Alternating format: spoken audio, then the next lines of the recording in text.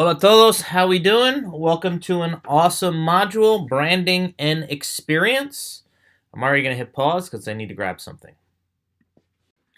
What I want to do before we get started on answering the questions that we have here is talk a little bit about branding.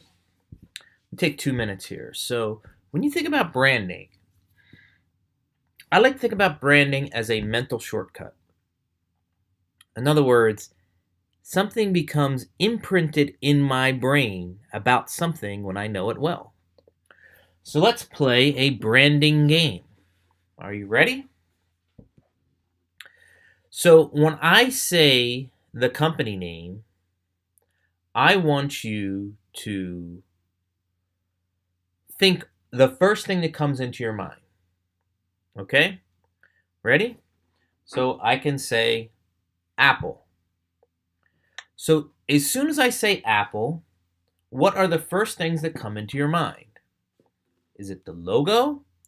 Is it something about the brand, either love or hate? There are mental representations in your head about Apple. There is a neural net in your head about Apple.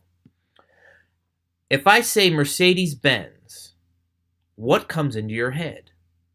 Do you see that logo? If I say Seton Hall, what comes into your head?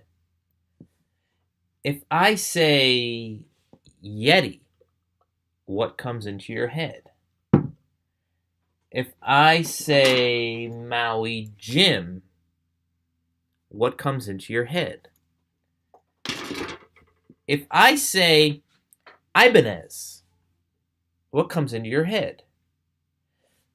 Maybe you're not familiar with Ibanez. You don't have any mental associations, a neurological set of shortcuts for Ibanez. But for me, my Ibanez is my jazz guitar, by the way. It's very pretty. And for me, when I think about Ibanez, I think about enjoyment and playing.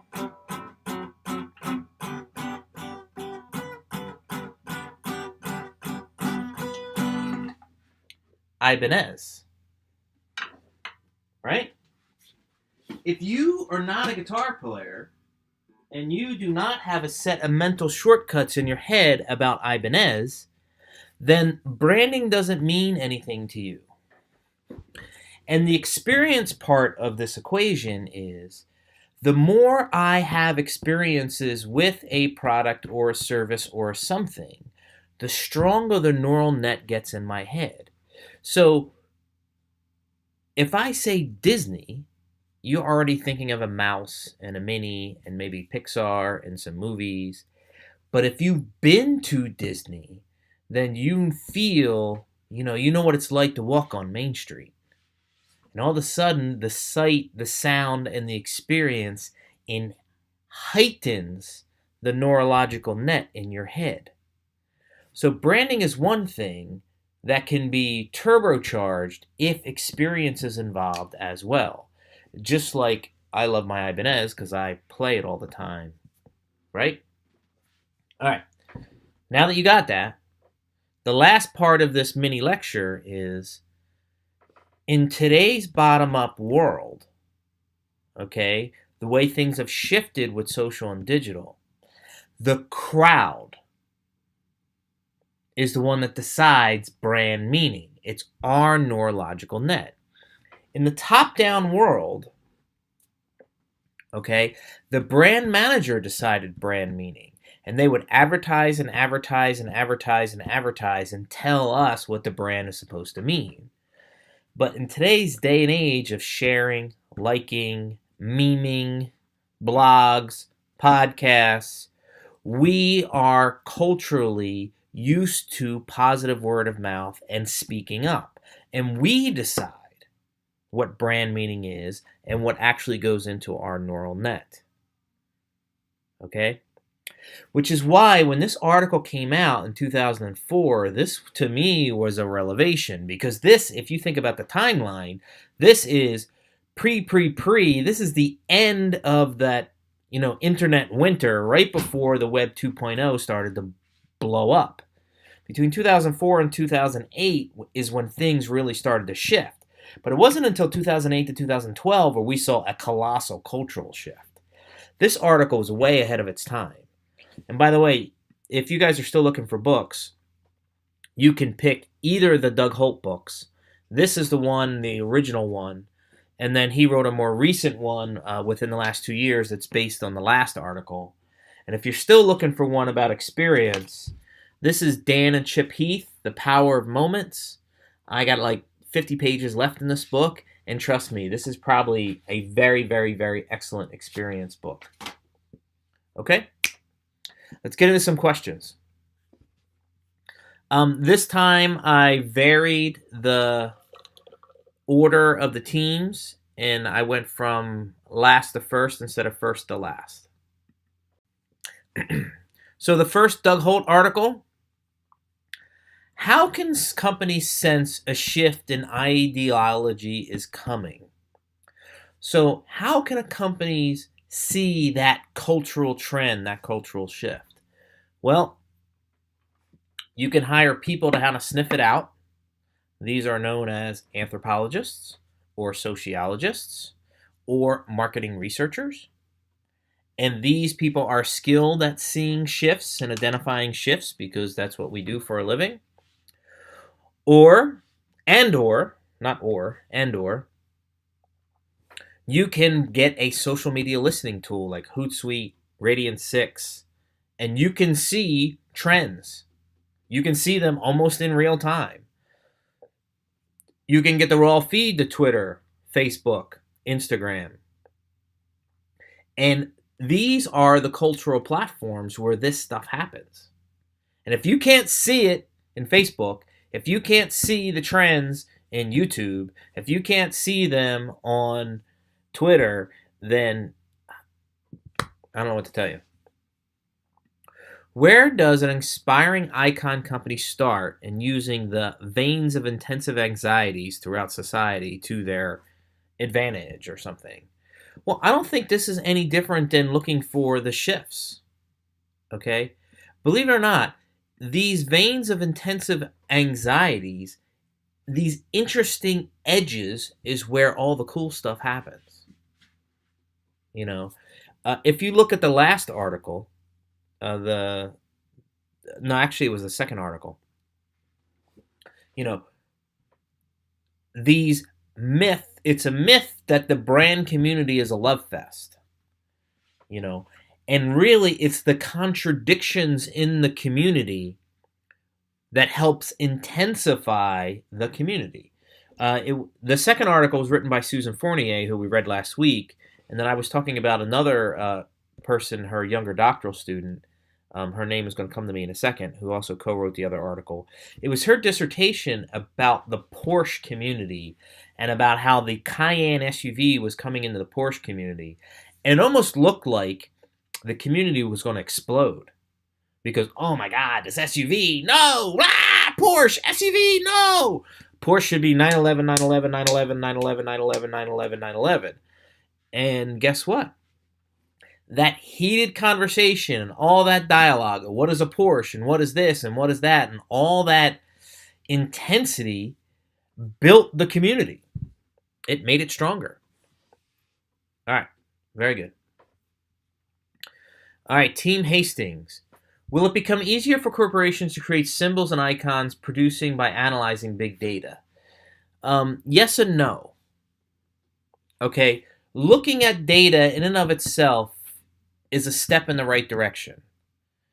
Whether we're looking at our own internal data from transactions, our own internal data from loyalty card.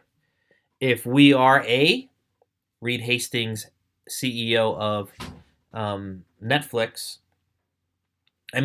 he looks to see what shows are trending in a major way.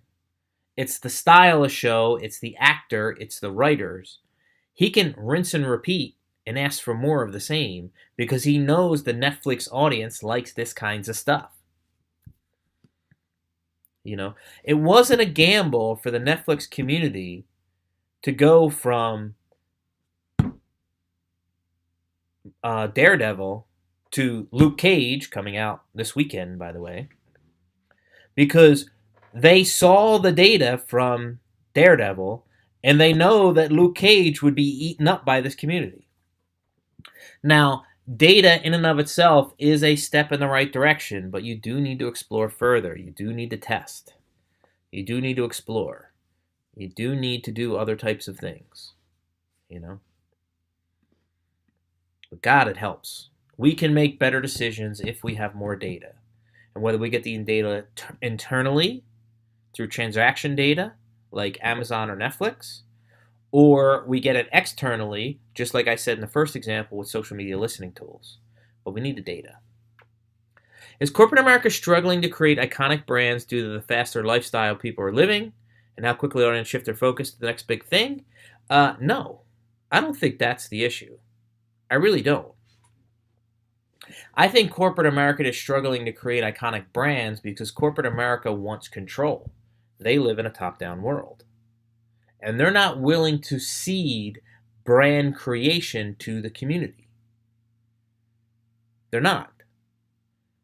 They want 100, like Mr. Clean, and Google this. Find out Mr. Clean has either 109 or 119 things that define who Mr. Clean is.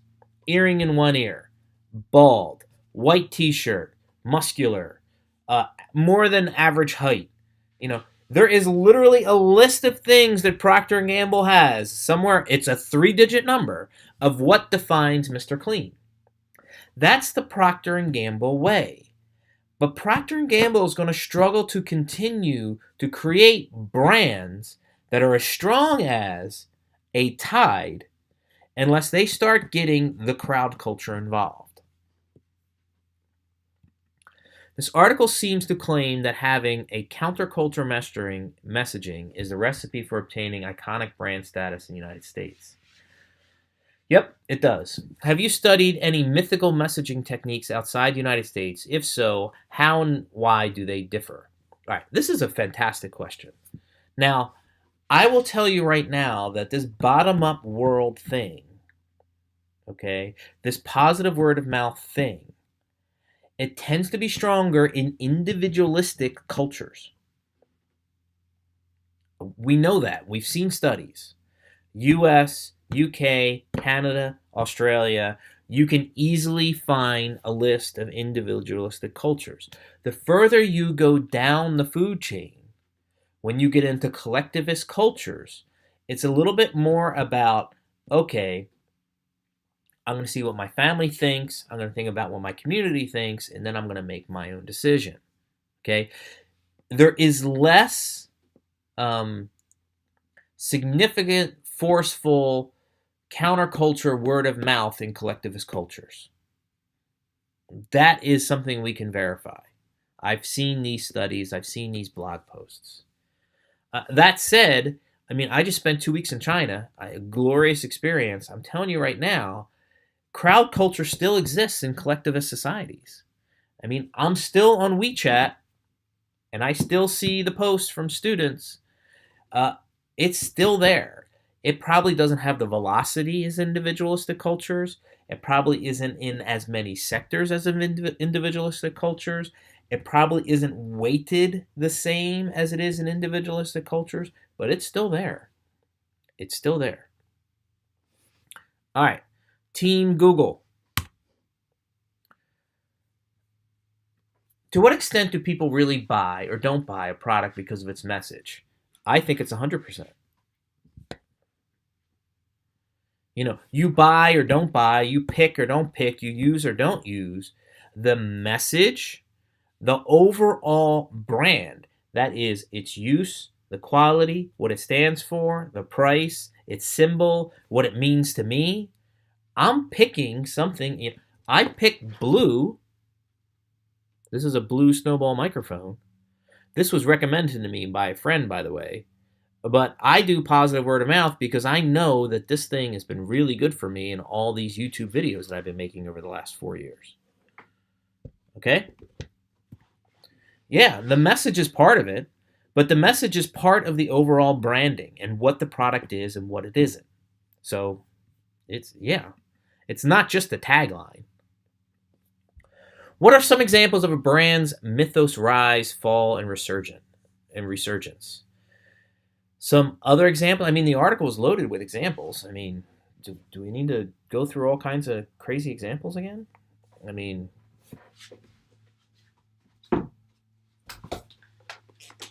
I love baseball cards. We can talk about this with baseball cards. Let's see. I obviously love guitars. We can talk about Gibson, and Gibson is still a 100-year in the making brand, so is Fender. But there's a lot of other companies in here that, here's a perfect one. Most Right. Okay, good luck finding one of these. But these were hot for a really, really long time in the 60s. What happens is, if there is no crowd to support the brand, it will fall. It really will.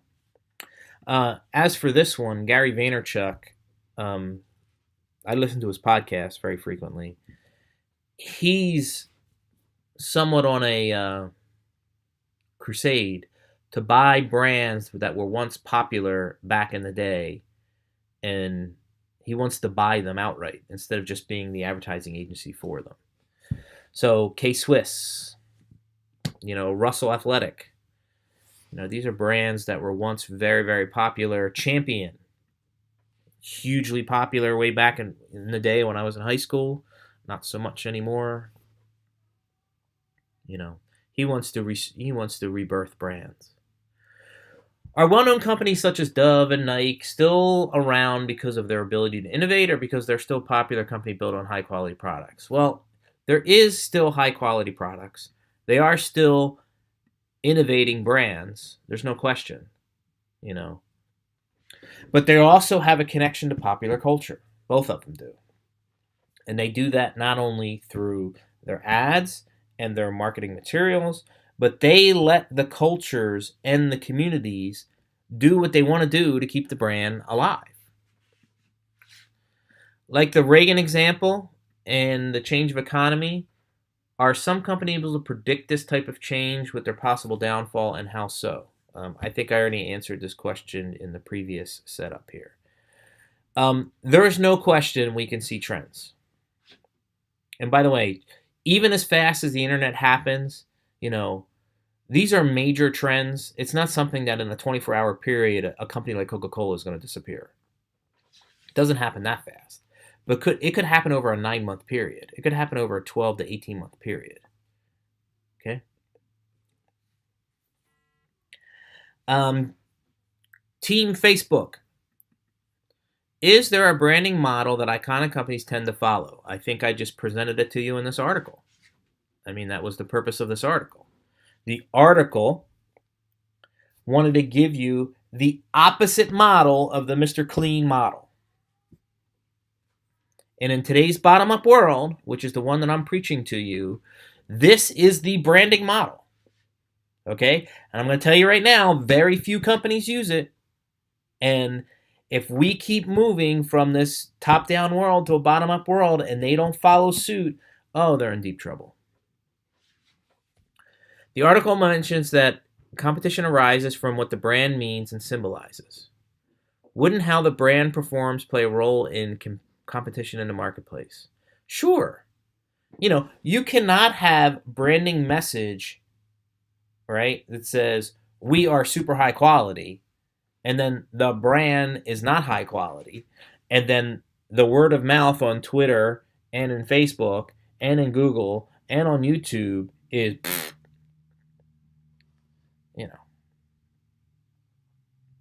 All right, Team Microsoft. Satya. As a marketer, what is the best way to be culturally in tune? Believe it or not, it's to be empathetic and listen.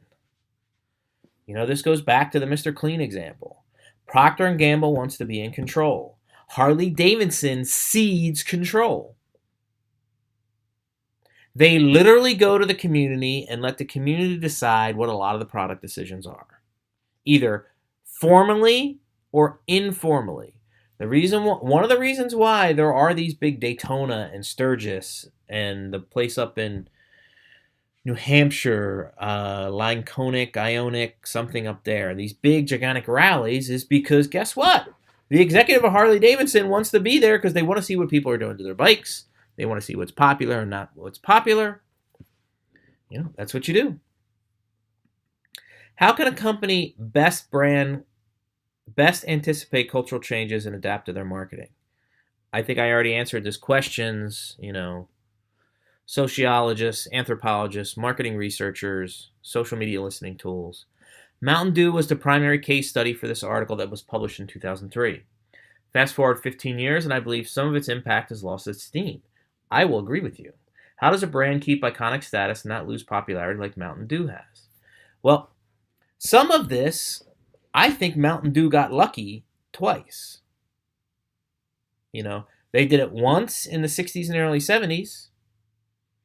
They did it again with the Slackers and the Gen X's. And I don't think they ever decided on what the next trend would be. They have not decided. They could have picked one, and they didn't. They're drifting a little bit. Their brand meaning is not as strong as it was when they were done that, X Games-ish.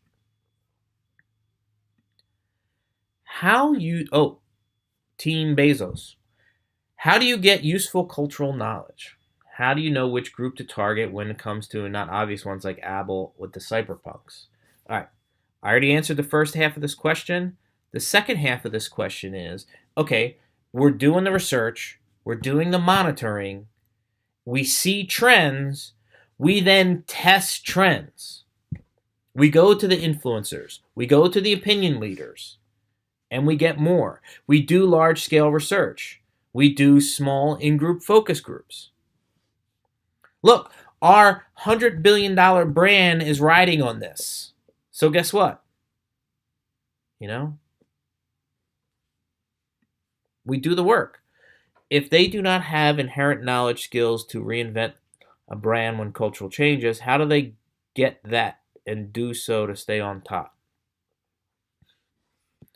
Well, there are some things that top-down firms get lucky. Think about it being in a sailboat and having a lot of wind at your back. If you're a company like Nike and you have some competitors but not a lot of competitors, and you really control the supply chain, I mean, Dick's and, Champs, and Nike's the top dog. They decide. They make their suppliers buy what Nike wants them to buy. They're very lucky that way. Nike is a little bit of an anomaly that they have so much dominant market presence. But there's other markets where, guess what? No one brand. Look at the supply chain. For 50 years, longer than that, pretty much ever since post-World War II, Coca-Cola's supply chain and their channel structure into the retail stores has always been 3 or 4x Pepsi's. They invested the money, the resources, the people, the channels, the suppliers, the bottlers, because they know Coke will not get the market share and the brand presence it wants if it doesn't have the distribution and being the top dog. Gillette's the same way. Gillette's got no competitors. They control the aisle. They could pay attention a little bit less to cultural knowledge because they have these other anomalies, like really strong wind at their back. But other brands do not. And if you're not paying attention to the culture, you may miss something, and then, one other of your competitors is going to get that far ahead of you. All right. As I read this article, I wondered if the term rebel was an accurate word to use. Oh, hell yes, it is. While I understand the idea behind it, locking it on a group of people and feeding on their ideology going against the grain of society. I feel the term itself is very narrow, as rebels are often the outskirts of society. And it's the rebel that leads the rest of society to follow it, because the rest of society isn't strong enough as an opinion leader. They need someone who's on the outskirts that thinks a little different to get the rest of the people to move. Otherwise, there's no movement. There are plenty of brands which focus on ideology rather than consumer, which do not necessarily fit the Red model. Rolex, Louboutin, Hermes. Are you sure about that? You just might be thinking about a rebel in the term of a nonconformist. But they are fashion and opinion leaders that all of a sudden Gucci is doing really, really, really well, but they had a 10-year winter where they were not. And it was the rebel designer or the rebel fashion model. Okay, you may not think of them as rebels, but guess what? They are rebels. You know, Hermes is trending up big time. Major, major, major way. Rolex, you don't think of Rolex being a rebel brand, but guess what? You get the right tennis player to wear Rolex, and you're in. All brands which I feel iconic have the cultural significance of the brand. Why said it to follow the rebel idea? Okay, I think I answered this question. Let me do a quick pause before we move to the next one. Okay, Article 2. Susan Fournier has done a lot of this bottom-up brand community branding stuff. If you go into HBR, there's, granted, I picked a couple of the articles for us to read this semester. Some of them are even listed in the bonus. But she and Doug Holt are probably two of the most, they're both academics too, by the way. They're both PhDs. Both were even at Harvard for a while. And yeah, they overlapped a little bit. I just remembered that. But Doug and Susan have been thinking about bottom-up cultural branding for a very long time. Susan does a little bit more about communities and brand communities than Doug does. Doug is more about branding and bottom-up branding. Doug has a mid-90s Journal of Marketing article about the Chicago Cubs. And if anybody's a baseball fan or anybody's a Cubs fan, you need to find this article. It's really, really, really good. All right. Team IBM. How does a company so isolated in their community building efforts exist only within the marketing department begin to frame efforts as a business-wide goal? All right. I've said this answer to multiple students multiple times over the last 10 years. Become the messenger. You know what I mean? So if you want to prove the case about community building efforts or the bottom-up world or the community that it exists and it's strong and voice for us, okay? Just show them the data. Show them the volume of the data. Show them that these conversations are happening without you. And say, we just spent $30 million on 3 TV ads that aired during the World Cup. We could have spent $500,000 and given your metrics of who really probably watched that ad at 9 a.m. and 11 a.m. East Coast time, the metrics on Twitter, the metrics on Facebook are 10x the TV ads. So where do you want to spend the money? Where's the engagement? Here or here? Be the messenger. If a brand community is a business strategy, not a marketing strategy, it is. At what point is that implemented into a company? All right. So I'm having a difficult time envisioning a startup company using this as their foundation, but surely makes sense for a mature company. Well, I actually think you have this backwards. It makes a lot more sense for a startup company, and it's easier to do for a startup company than it is for a mature company. The startup company needs the community to survive. The mature company, like Gillette, doesn't need the community to survive because they own the channel. And you don't get a Slack. Slack does not explode the way it explodes without a community. It's impossible. How can it be implemented if found at a strategy startup? Answer this question. Are opinion leaders relevant in any other community outside hubs? Opinion leaders are relevant in every community. Every community. Hold on, I'm going to hit pause. Even if you haven't read this book yet, The Tipping Point, Malcolm Gladwell. This was written in the 1.0 era. I mean, there is not one internet reference in this puppy. 2000. Is that the original? 2000. This is the 2002 paperback version. And pretty much every example in here, and I have at least 6 or 7 other books that are very much in this vein. Opinion leaders have been around since the day of time. Okay? They're in every community you can possibly think of, digital and non-digital. They're at work. They're everywhere. Everywhere there are opinion leaders. Malcolm Gladwell calls them mavens, market mavens. There's a bunch of these types of influential people. And marketing itself is shifting in this bottom-up world to an influencer strategy because opinion leaders are that important. Look up influencer strategy on YouTube. It's ironic to have Facebook be praised in this article while having been so recently maligned by the media. Okay? Just because they're being maligned by the top-down media does not mean that Facebook isn't iconic. In cases like this, will brands with foundations built around facilitating interpersonal relationships overcome discretions, assuming they are not illegal? Okay? All right.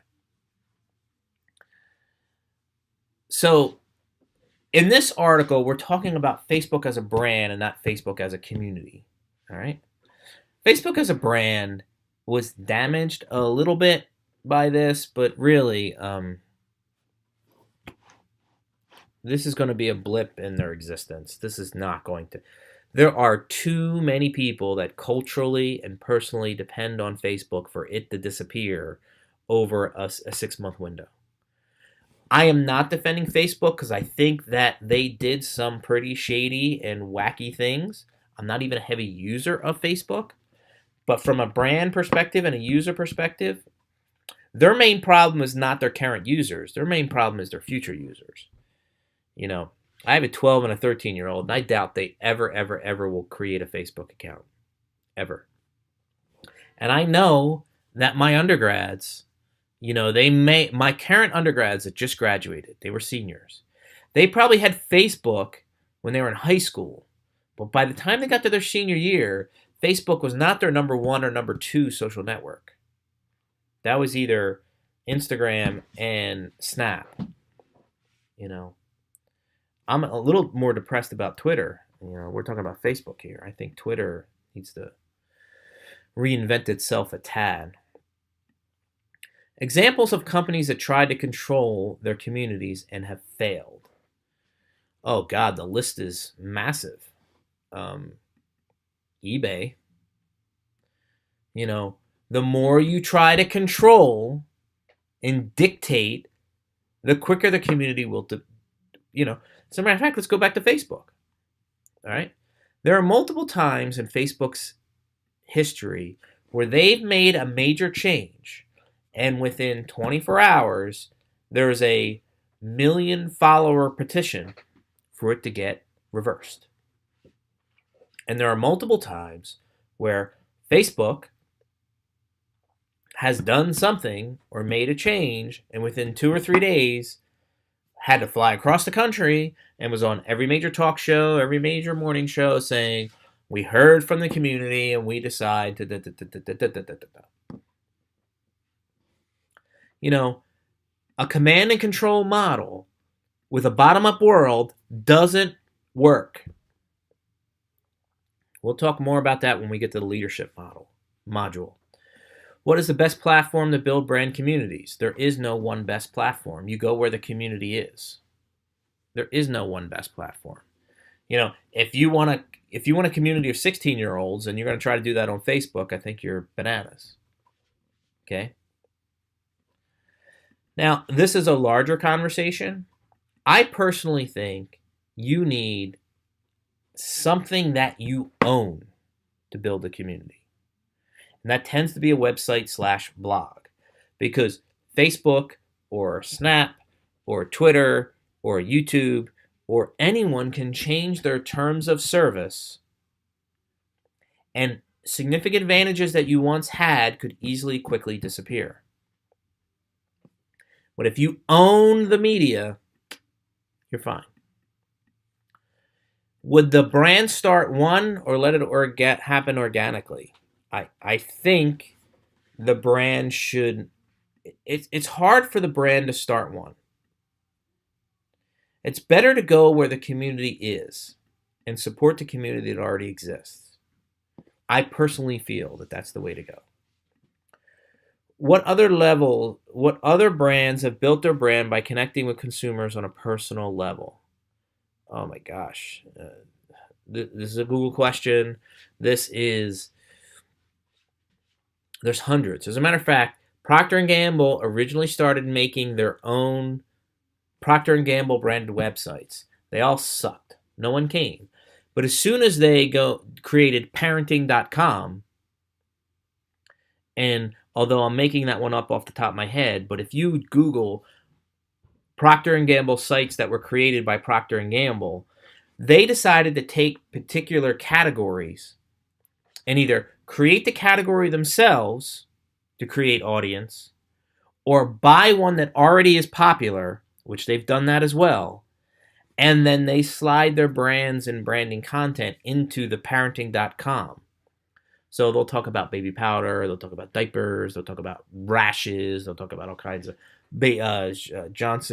J&J does these as well with shampoo. And all right, Team Zuckerberg. Can a brand community be created without any input from the brand itself? Oh, hell yeah. That's 80% of them. When is the right time for a brand to interject and become a part of it? I think the better question is not the right time, but how much involvement should the brand have or not have? If we look at Harley Davidson, okay, the brand is very, very directly involved. It even helps organize some of the big events, or at least participate significantly in some of the big events. Take a company like Apple, and there's a gazillion brand communities, but they're all off on their own. And there's little to no direct interaction with Apple itself. It's little to no. Apple does have a small set of opinion leaders that tend to have big blogs or big brand communities, but for companies Apple's size, I mean, we can name them off the top of our head. It's probably less than 12. Where Harley Davidson, oh gosh, it's more like 200. Could the brand still remain removed from the company if it feels it functionally properly does not want to take a chance in messing it up? Should the brand still remain removed from the community if it feels, yeah, you could do that? There's no problem with that. Do in-personal social networks offer better benefits than strictly online communities? How do events play a role in these communities?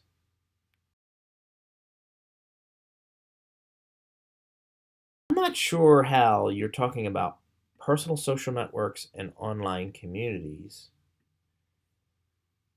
So you're talking about me as an individual versus a community explicitly. In the bottom-up world, I don't think these are separate things, because it's my personal social profile within my own social network that decides to participate in a community or not. And events, an event is something that could help build community within a community. I'm not sure I know what you're asking here. Can you build a brand and a brand community simultaneously? Yeah, absolutely.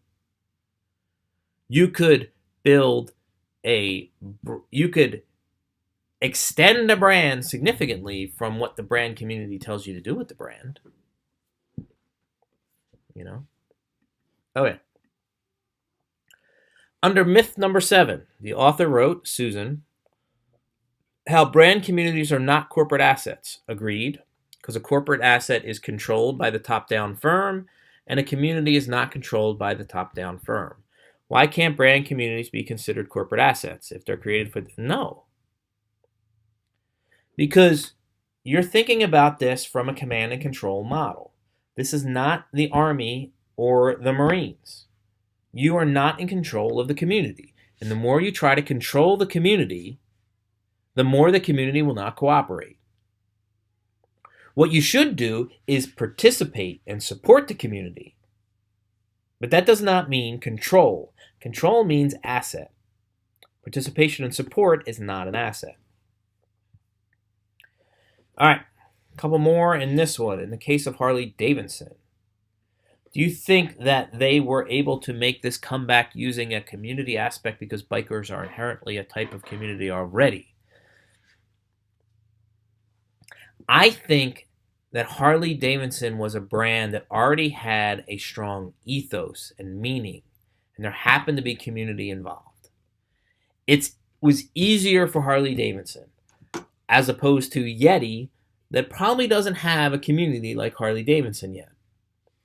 It seems people get into riding because they're going to ride with someone they know. But, I'm not going on a fishing trip unless I have people with me. And Yeti could have a whole community around fishing, tackle. I mean, most of the stuff they make is for boating and fishermen. It helps. It does help. I will agree that it helps. Which industry would be the toughest to create a brand community? Okay, industries that are highly regulated. Pharmaceutical ones are harder to do. Okay? If you are Pfizer and you have a drug and you know what the drug does, and then there's people out there using the drug for off-label stuff, you can't support that community from a Pfizer perspective because you could legally get yourself in a lot of trouble. Smokers are a community. There's not a whole lot of advertising for smoking. People do not get into together just because they smoke. However, we can call people smokers, putting them in the same bucket. But I bet you amount of money, you can find a lot of vaping communities out there. There are many, many, many vaping communities out there. Active, both digitally and non-digitally. And you can probably go to other major community events like Firefly or Bonnaroo, where there'll be a lot of vapors there, and you can go to that particular type of community. As a company that has a hub community, which is like a celebrity face risky if bad press comes out. If a person has the face of a community, it will destroy a company. I actually study this. This is actually right into my wheelhouse. I mean, Martha Stewart put a major dent in her community, but her brand was so strong over time, it came back. You can say that Jared from Subway put a major dent in Subway in a short term. Subway's not hurting right now. He's behind bars, but Subway is still pretty strong.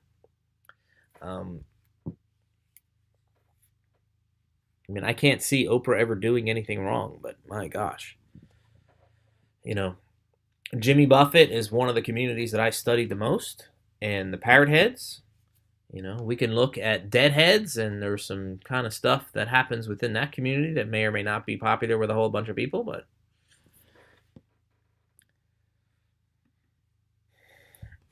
it's not putting a iceberg-sized hole in the size of your ship. Let's put it that way. Last article. Doug Holt, round 2. This is the more modern version of what he did in 03-04. He wrote the article in 03. The book came out in 04. How can social media be used to help companies interested in creating a cultural media strategy? Social media, in a sentence, is your communication platform. Okay? It's where the community is organized. Go to Reddit. Reddit is just unbelievable. Go to YouTube. Find the blogs. Find the podcasts. Social media is sort of like the oxygen. Without social media, we can't find, support, or fuel community, i.e., cultural branding. All right, here we go. Team Hastings. There's a lot of these Pepsi ones. When corporate brands fail to connect with people but create a controversial ad, Kendall Jenner with Pepsi police protest ad, is the publicity worth it? Did the loyal consumer still maintain loyalty, or is this just irritates people who wouldn't buy anyway? Or is all press really good press? Well, in today's day and age, bad press and good press, that line has been blurred. Now, that is not why Pepsi did this. There are multiple reasons and multiple case studies out there why this Pepsi ad was a complete disaster. But a lot of this is not Pepsi's forte. They're not Greenpeace. They're not known for doing stuff like this. Pepsi is a fun brand. No one was buying it. It had no street credibility. They tried to do a cultural model, but they did it from a top-down perspective and not a bottom-up perspective. If they would have tested this ad with community before they aired it, this all would have went away. If rebranding campaigns work for these three major personal care players, why haven't other brands attempted the same strategy in order to gain the same traction on social media? Because they're afraid. They live in a top-down world. They live in a command and control world. They can't, they think what Dove is doing is a gimmick. They don't realize what Dove is doing is the future. And they'll realize it when they don't have any market share anymore. Recently, niche brands have identified influencers on social media as their way to connect personally with consumers. Yes. Why haven't conglomerates also tried this strategy? Because they're afraid. They're afraid. They don't want to cede control. And some of these influencers that are very much out on the edge do some very much out on the edge things and get PewDiePie with Disney. Recently, Logan Paul with all his sponsors. So some companies think that influencers are too risky because we can't control them. I mean, Logan Paul him and his brother get over 100 million views a month. Okay? The Super Bowl doesn't get that kind of viewership. Yet it's $5.5 million per 30 seconds to create a Super Bowl ad. It's $200,000 to do a month's worth of deals with Logan or Jake. By the way, I can track the metrics with Logan and Jake. I have no idea what impact my Super Bowl has. But I know I spent $5.5 million to air it and probably spent another $2 or $3 million to create it. How do you see rolling back net neutrality impacting content creation via social media platforms? I don't see it being impacted at all. Zero. Nada. Net neutrality is not going to impact, Net neutrality means that, the Comcast of the world can vary things if they can vary speed, they can, but the Comcast of the world can't stop Facebook from coming in. And if they did, there would be a class action lawsuit so huge. So I don't see there being any impact at all. Assuming paid prioritization is applied, could this become a real headwind for artistic credibility? No, I don't. I mean, sure, they can vary the speeds of some things during some peak times, but not to the point where YouTube will be eliminated. Because YouTube is owned by Google, and Google did a deal with AT&T, and because they didn't do the deal with Comcast then blocks YouTube from coming into my house. No. I don't want to I personally think net neutrality is a really big deal. Google Daniel Laddick and net neutrality, and you'll see my interviews with reporters and what I think and what I don't think. But I don't think it's going to really impact social media though that much. I really don't. Okay, we're winding up here. Team Google, speaking of Google, should companies build subcultures online or let it happen organically? We already answered this question. I prefer organically. Can creating a subculture ostracize the generic public's interest in a brand? Ostracize? No. I'm not sure I know what you're asking here. By the way, maybe this is what's messing me up. The corporation really should not create a subculture. The corporation should support and participate in a subculture that already exists. How do new companies decide who's going to be their main target audience? Do these companies usually know what they want to target, or is there a trial and error and experiment? I usually follow the trends and what's trending and not trending, and then I do trial and error. And based on trial and error, I really decide where to put my resources and what I want to target. Let me pause for 1 second. How do companies decide who's going to be their main target to answer this question? Does false advertising similar to Chipotle greatly affect companies and brands? Does the company suffer short-term or long-term? Well, I think there's a short-term hit. Chipotle, because they had such a small community, a strong community, and there were so many people, influencers, communities, websites, blogs that they could go to, this didn't blow up the way things that United blows up. Okay? It became a major news story. Chipotle was able to get ahead of it before it went United thermonuclear because Chipotle had the connections with the opinion leaders, the blogs, the communities, and they told their story straight. They apologized, they described what happened, made the changes, apologized again, and then this was not the kind of hit that United had, which is a top-down company in a top-down world. They make the rules, they suffer the consequences. There's no community feelings there. United does not have a community. All right.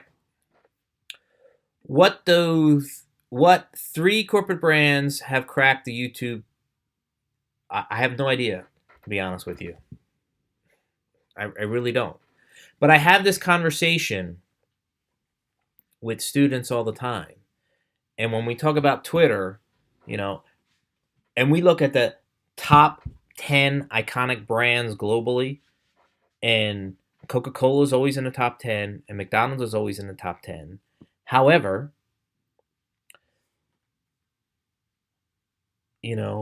what's the show? It was the MTV show like 15 years ago, Jersey Shore.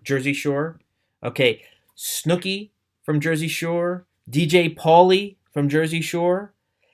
Both of those two, not combined, each had between 3 and 5 times the following on Twitter than either Google, than either McDonald's or Coca-Cola.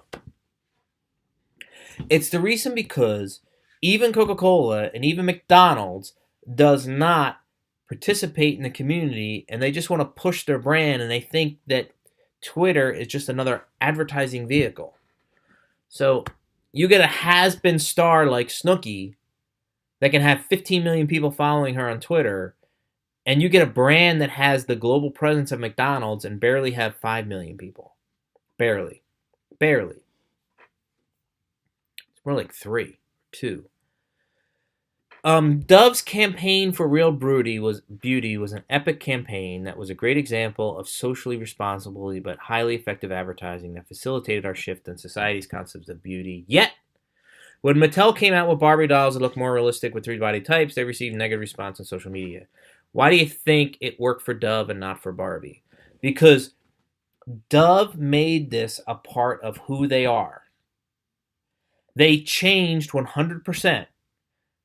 They were talking the talk and walking the walk. Mattel did this as a stunt. They changed 3 Barbies, less than 3% of their product line, and it was a one-off. They didn't say that Barbie was going to change forever. They didn't say that Barbie was never going to be what Barbie used to be. Barbie did not talk the talk and walk the walk. They put lipstick on a pig. And I don't mean to say that with Barbie dolls. In other words, Dove really changed who they were, and Barbie did not. No one believed that Barbie was going to change forever. If they came up with the 3 new body types and went all in and changed everything for the future of Barbie, then the community would have said, okay, this was legit. But that's not what Mattel did. It's not. It's sort of the equivalent of saying a restaurant's going to get healthy and McDonald's is going to create healthy, and they put 3 new items on the menu. Yet the rest of it is still super deep fried foods and, hamburgers with 44 grams of fat. You're sending the community mixed messages. Dove is not sending any mixed messages at all. They're all in. What is the biggest difference between traditional branding and the new form of branding to crowd culture? I'll repeat what I said earlier. Top-down world versus bottom-up world. Letting the community decide brand meaning. With so many marketing techniques and possibility out there, how does a company pick one that works for their business? Well, I'm going to tell you, you don't pick one. You let the community decide. I'm very much a Doug Holt, Susan Fournier disciple here. Maybe I'm a whack job, but guess what? That's what I think in today's day and age, where the crowd culture and the cultural conversation is what defines meaning. How do companies stay culturally relevant in today's digital social media space? I've already answered this question. Team Bezos. Chipotle used successful crowd culture to build their brand. How does a company regain this when they're hit with bad media? Well, they participate in the community. They don't run and hide from the community. They still go in and talk to the community. And Chipotle did a very good job in both building crowd culture and also, quote unquote, PR damage control and getting ahead of the story where United did not. The article draws comparisons to successful brands and successful celebrities on social media. Is it worth it for a company to try to mesh the two? Pay a celebrity to utilize their massive social network even if it costs them millions of dollars. It only makes sense to pay a celebrity or an influencer or an endorser if there is a match with that celebrity and the brand, i.e., culturally, spiritually, getting Kim Kardashian to become a celebrity spokesperson for your triathlon bicycle is not a fit. She's a fashion star. She's a popular culture star. She's not an athlete. But getting Serena Williams to do it is a different example. She could probably do athletic types endorsements. That's what I talk about matching. If the celebrity is strong enough and will participate and is not just a one-off, you're not hiring Brad Pitt to look pretty in an ad, you're hiring Serena Williams to be the voice of a community, then okay, guess what? It's worth it. It's worth it. I think it's worth it. Especially when you're not spending the $5.5 million for the placement of that ad. I mean, look at what Amazon did. Amazon created an ad, the Super Bowl ad. They spent it was a 90-second ad, or maybe it was a 2-minute ad. They spent between $15 and $20 million to air the damn ad. You know what I could do with $20 million if I had social and digital? Last question, Team Cook. We see lots of brands moving towards being more socially conscious in their advertisements and social media engagement. Hopefully, they are walking the walk and talking the talk. However, some brands are perceived as more believable than others because they walk the walk and they talk the talk. How can brand managers convince the public? Brand managers should not have to convince the public. That's not the brand manager's job anymore. The public should convince themselves. That little nuance is a wonderful final question and a wonderful summary of everything that we're talking about here.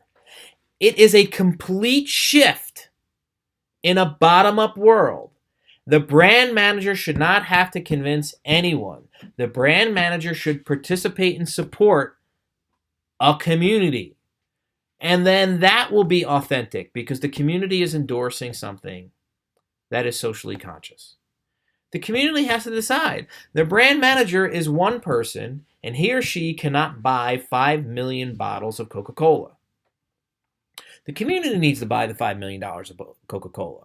And only the brand manager can support the community. Yeah. That was a very good ending. Thank you for your time. Thank you for your energy. Use the force.